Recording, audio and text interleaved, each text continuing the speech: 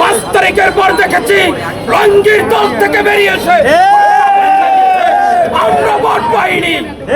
আমরা কখনো বাধ্য দেখিনি এই ভোট বাহিনী এই জামাত শিবিরকে যে আমরা কলেজ ছাত্র দলের শিবির কর্মী।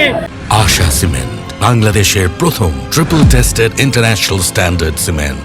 ছাত্র দল ইতিমধ্যে জেনেছেন বাংলাদেশ জাতীয়তাবাদী ছাত্র দলের পরিচয় যারা বহন করে সেই স্বৈরাচারী শেখ হাসিনার আমল থেকে আমরা দেখেছি বড় গলায় প্রতিটা সদস্য পরিচয় দিয়েছে আমি পৌর ছাত্র দল করি, আমি উপজেলা ছাত্র দল করি, আমি কলেজ ছাত্র দল করি। আমরা কখনো বাধ্য দেখিনি এই ভোট বাহিনী এই জামাত শিবিরকে যে আমরা কলেজ ছাত্র দলের শিবির কর্মী। আমরা কখনো দেখিনি ওরা জেলার কর্মী। 5 তারিখের পর দেখেছি রঙ্গির দল থেকে বেরিয়েছে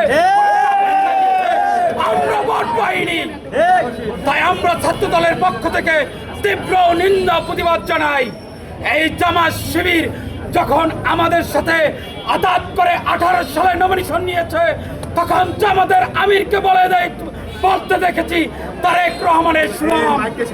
আমরা দেখেছি তারেক রহমানকে তখন জিন্দাবাদ জানিয়েছে। যখন 24 সালে স্বৈরাচার পতন করলো তখনই এই ভোট বাহিনী আমাদের নিয়ে কুচ্ছা গাওয়া শুরু করছে।